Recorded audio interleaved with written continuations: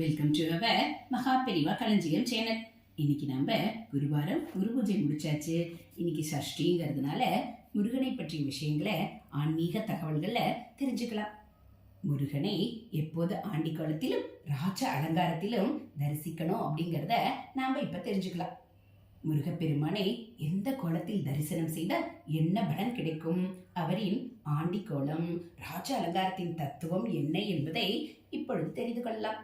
தந்தைக்கே உபதேசம் செய்தவர் முருகப்பெருமான். அழகன் முருகனாக மட்டுமல்லாமல் ஞான குருவாக திகழக்கூடியவர். அவருக்கு உகந்த திதி ஷஷ்டி திதி. உகந்த நாள் செவ்வாய்க்கிழமை.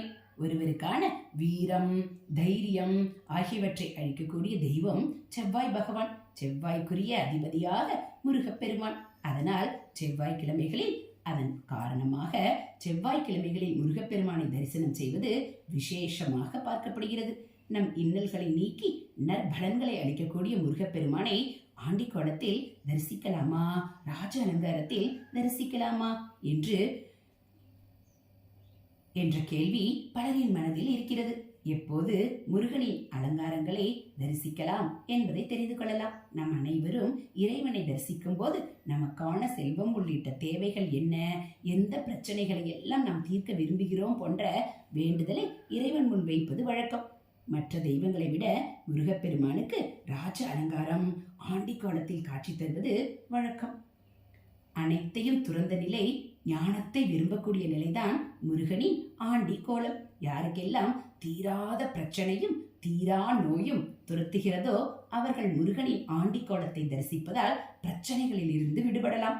அது மட்டுமல்லாமல் மனக்குழப்பத்தில் இருப்பவர்கள், பேச இயலாதவர்கள், மன சஞ்சலம் உள்ளவர்கள், கோபத்தின் உச்சியிலே இருப்பவர்கள் உள்ளிட்டோர் இயல்பு நிலைக்கு திரும்ப அவர்கள் சாத்வீக குணத்தை தரக்கூடிய, மனதிற்கு நிம்மதி அளிக்கக்கூடிய ஆண்டி கோலத்தை தரிசனம் செய்வது அவசியம்.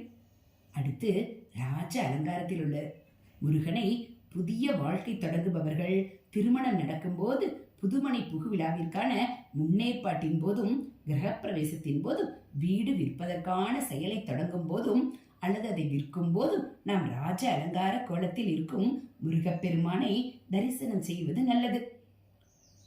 நம்மால் சமாளிக்கக்கூடிய பிரச்சனைகளை செய்ய தொடங்கும் போது ராஜ அலங்காரத்தை தரிசிக்கலாம்.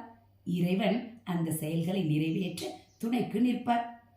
அதுவே நம்மால் கையாள முடியாத மருத்துவ சிகிச்சை, நோய், கடன் பிரச்சனை, வறுமை என நம்மால் கட்டுப்படுத்த முடியாத பிரச்சனைகளை தீர்க்க முருகனின் ஆண்டி கோலத்தை நாம் தரிசிப்பது உத்தமம்.